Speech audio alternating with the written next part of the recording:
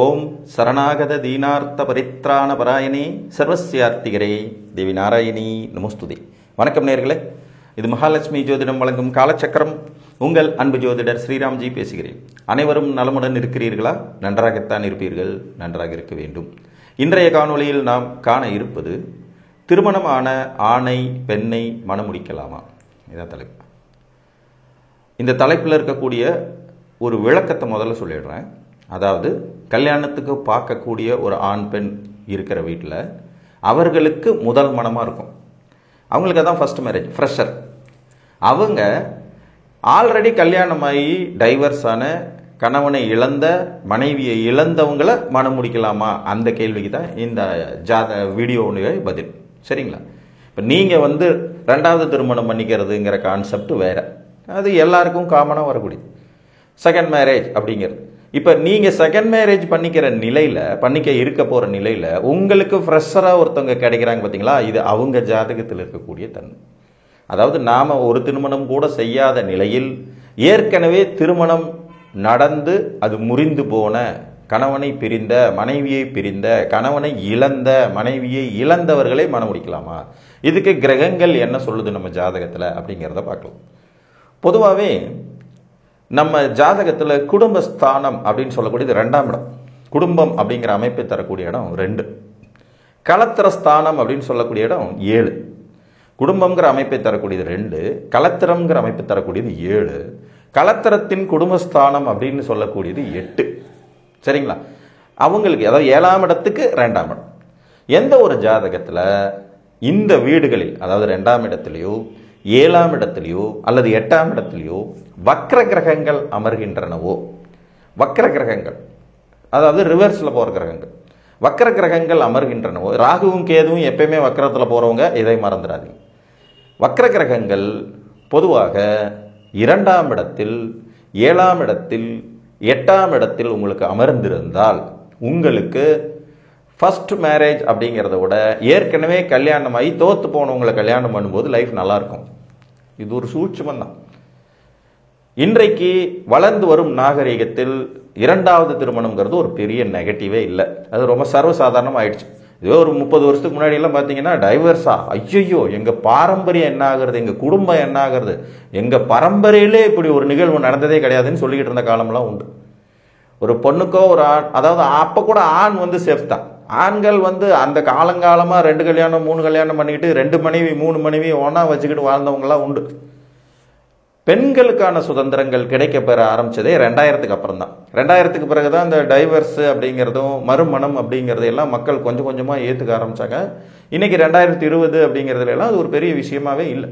விவாகரத்து பெறுவதும் அதற்கு பிறகு மறுமணம் செய்து கொள்வதும் சாதாரணமாக போயிடுது. இன்றைக்கெல்லாம் நிறைய பசங்க ரொம்ப அட்வான்டேஜாக வந்துட்டாங்க. ஆண்கள் ஏற்கனவே டைவர்ஸ் ஆன பொண்ணாக இருந்தாலும் கல்யாணம் பண்ணிக்க நாங்கள் ரெடி சார், இதெல்லாம் ஒரு பெரிய விஷயமா அப்படிங்கிறது மாதிரி குழந்தையோடு இருக்கக்கூடிய பெண்களை கல்யாணம் பண்ணிக்கிறாங்க. அதே மாதிரி பெண்களுமே ஆண்களை கல்யாணம் பண்ணிக்கிறாங்க.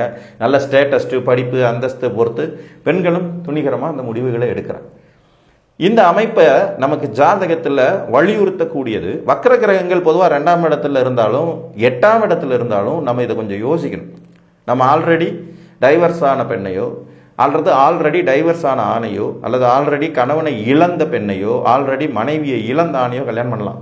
அப்படி பண்ணும்போது உங்கள் லைஃப் ரொம்ப சுமூகமாகவும் வெற்றிகரமாகவும் சக்ஸஸ்ஃபுல்லாகவும் இருக்கும். அப்போ ஃப்ரெஷ்ஷாக கல்யாணம் பண்ணால் என்ன ஆகும்? கொஞ்சம் பிரச்சனை தான், சிக்கல் தான். பொதுவாகவே ராகு கேதுகள் வக்ர கிரகங்கள்னால இவங்களுக்கும் இந்த விதி பொருந்தும். சூரியனும் சந்திரனும் எப்போதும் வக்ரம் அடையாதவர்கள்னால இவங்களை நம்ம அந்த கணக்கில் எடுத்துக்கவே முடியாது. புதன் சுக்கிரன் இவர்களுடைய வக்கரம்ங்கிறது சூரிய சந்திரனை ஒட்டி, சூரியனை ஒட்டியே இருக்குங்கிறனால புதனுடைய வக்கரம் சுக்கிரனுடைய வக்கரத்தை பெருசாக எடுத்துக்க வேண்டாம். இது போக மீதி இருக்கக்கூடிய இந்த 5 கிரகங்கள் எடுத்துக்கோங்க. செவ்வாய், சனி, குரு, ராகு, கேது.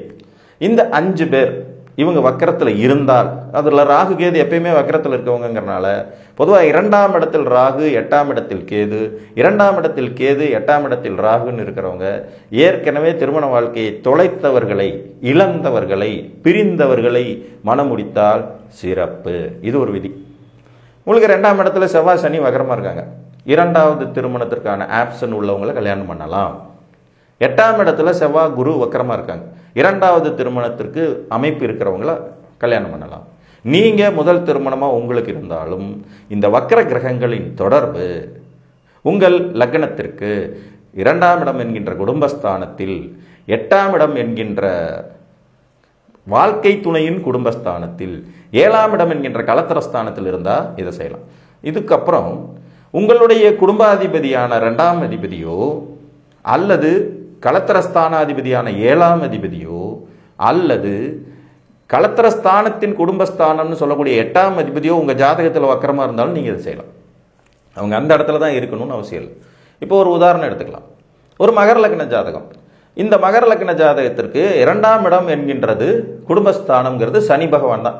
இவர் ஜாதகத்தில் சனி வக்ரம், லக்னாதிபதி அவரே குடும்பாதிபதி, இவர் வக்ரகதியில் இருக்கார். துலாத்தில் உச்சம், மேசத்தில் சூரியன் உச்சம்.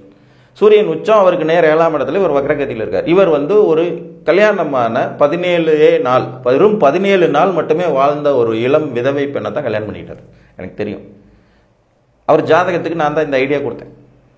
இந்த மாதிரி டைவர்ஸ் ஆன பொண்ணு, விதவை பெண்களை கல்யாணம் பண்ணுங்க, வாழ்க்கை ரொம்ப பெருசாக இருக்கும். அது வரைக்கும் சாதாரணமான ஒரு நிலையில் இருந்தவர் அந்த திருமணத்துக்கு பிறகு வாழ்க்கையில் எங்கேயோ போயிட்டார், வேற லெவல் உச்சம். அப்போ குடும்பாதிபதி வக்கரமானவங்களும் இந்த வேலையை செய்யலாம், 7ஆம் அதிபதி வக்கரமானவங்களும் இந்த வேலையை செய்யலாம், 8ஆம் அதிபதி வக்கரமானவங்களும் இந்த வேலையை செய்யலாம். இதில் அவர்கள் அந்த இடத்தில் அமரணும்னு அவசியம் இல்லை. 2 விதமான விதிகள் இதில் இருக்கும். அதுக்காக இவங்க எல்லாருமே அந்த மாதிரி கல்யாணம் தான் பண்ணிக்கணுமா சார்னு கேட்டால் அப்படி நான் சொல்ல வரல. ஆனால் அதற்கு ஒரு வாய்ப்பு இருக்கிறது. அந்த மாதிரியான திருமணங்களை நீங்கள் செய்து கொள்ள மறுக்காதீர்கள். ஒருவேளை உங்களுக்கு அந்த மாதிரியான ஒரு வாய்ப்பு கிடைச்சதுன்னா தாராளமாக இதை பண்ணுங்க. நீங்கள் நேரடியாக முதல் திருமணம் செய்வதை விட ஒரு படி மேலே இது உங்களுக்கு சந்தோஷத்தையும் மகிழ்ச்சியையும் முன்னேற்றத்தையும் பொருளாதார வளர்ச்சியும் தரும். அதுதான் இதில் இருக்கிற பாயிண்ட். ஜோதிடத்தில் புரியாத சூட்சுமங்களை சொல்லித்தர்றது தான் இந்த சேனலோட நோக்கமே. எல்லாமே சனி பயிற்சி, குரு பயிற்சி, ராகு கேது பயிற்சி, புத்தாண்டு பலன்கள் எப்படி இருக்கும், கூரையை பிச்சுக்கிட்டு கொட்ட போகும் ராசிகள் எதுன்னு சொல்கிறதுக்கு இந்த சேனல் இல்லை. நான் கொஞ்சம் அந்த மாதிரியான வீடியோக்கள்லாம் அதிகமாக போடவே மாட்டேன். உங்களுக்கே தெரியும், கிரக பயிற்சி வீடியோக்களுக்கு நான் பெருசாக முக்கியத்துவமே கொடுக்க மாட்டேன். ரொம்ப வாசகர்கள் கேட்குறாங்களேங்கிறதுக்காக ஏதாவது 1-2 சொல்லுவோம். அடிப்படையில் சில விதிகளை நாம் புரிஞ்சுக்கணும். தன்மைகளை புரிந்து கொண்டால் நன்மைகளை அடைய முடியும். இது கிரகங்களின் தன்மைகள். உங்களுக்கு ஒரு வக்கர கிரகம் குடும்பஸ்தானத்தில் உட்கார்ந்துட்டு இருக்கு, இல்லை உங்கள் குடும்பாதிபதி வக்கரமாயிடும். ஒரு கும்பலக்ன ஜாதகம், குடும்பாதிபதி குரு வக்கரமாயி 6ஆம் வீட்டில் உச்சம். குடும்பாதிபதி வக்கரம் 6ஆம் இடத்துல உச்சம். இவருக்கு 7 கூடைய சூரியன் 11 இருக்கார்.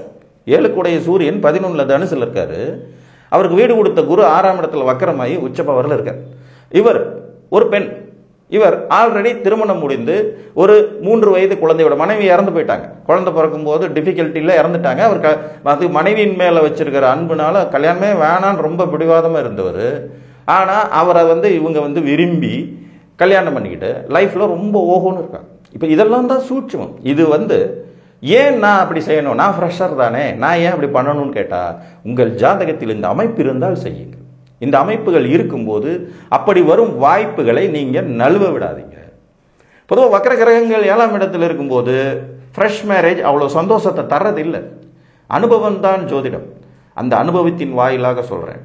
உங்களோட ஜாதகத்தில் உங்கள் குடும்பாதிபதி வக்கரமாக இருந்தாலும், கலத்திரஸ்தானம் சொல்லக்கூடிய 7ஆம் அதிபதி வக்கரமாக இருந்தாலும், 7ஆம் இடத்துல வக்கர கிரகங்கள் இருந்தாலும், குடும்பஸ்தானத்தில் வக்கரகிரகங்கள் இருந்தாலும், வாழ்க்கை துணையின் கலத்திரஸ்தானம் அதாவது குடும்பஸ்தானம் சொல்லக்கூடிய 8ஆம் அதிபதி வக்கரம் பெற்று இருந்தாலும், 8ஆம் இடத்துல வக்கரகிரகங்கள் இருந்தாலும், நீங்கள் ஆல்ரெடி திருமணத்தை தொலைத்த, திருமணத்தில் தோத்து போன ஆணையோ பெண்ணையோ மணமுடிக்கலாம்.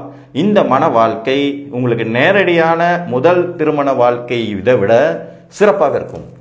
அதுதான் இதில் இருக்கிற சூட்சுமம். ஸோ அந்த மாதிரியான அமைப்பு உங்கள் ஜாதகத்தில் இருந்தால் மறுக்காமல், ஏற்கனவே மன வாழ்வில் துன்பத்தை அனுபவித்தவர்களுக்கு, இன்னல்களை அனுபவித்தவர்களுக்கு ஒரு வழிகாட்டியாக, ஆறுதலாக, சிறப்புமிக்க வாழ்வியலை செய்து கொள்ளுங்கள். ஆனால் இதில் கொஞ்சம் பிராட் மைண்ட் இருக்கணும். அதுவும் ரொம்ப முக்கியம். கல்யாணமெல்லாம் பண்ணிவிட்டு அப்புறம் சொல்லி காட்டுறது, குத்தி காட்டுறது, இந்த மாதிரியான மைண்ட் செட் உள்ள ஆளாக நீங்கள்லாம் இருந்தீங்கன்னா நீங்கள் கல்யாணமே பண்ணிக்க வேண்டாம். புரியுதா உங்களுக்கு? ஒரு விஷயம் நடந்து முடிந்து விட்ட பிறகு அந்த விஷயத்தை மாற்ற முயற்சி செய்வதோ, அந்த விஷயத்தையே நினைத்து கொண்டிருப்பதோ, அந்த விஷயத்திலேயே எண்ண ஓட்டங்களை செலுத்துவதோ புத்திசாலிகள் செய்யும் காரியம் அல்ல.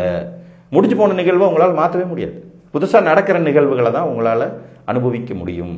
அதனால் ஒரு பரந்த மனப்பான்மை உங்களுக்கு இருக்கும் பட்சத்தில் உங்கள் ஜாதகத்தில் 2, 7, 8ஆம் இடத்தில் வக்கர கிரகங்கள் இருந்தாலும், 2, 7, 8ஆம் அதிபதிகள் வக்கரம் பெற்று இருந்தாலும் நீங்கள் ஏற்கனவே மன வாழ்க்கை தொலைத்தவர்களுக்கு வாழ்வு கொடுத்து நல்முறையில் உங்கள் வாழ்க்கையை சிறப்புடன் அமைத்துக் கொள்ளலாம் என்று கூறி மீண்டும் ஒரு காணொலியில் உங்களை சந்திக்கும் வரை உங்களிடமிருந்து அன்புடன் விடைபெற்றுக் கொள்வது உங்கள் அன்பு ஜோதிடர் ஸ்ரீராம்ஜி. நன்றி, வணக்கம்.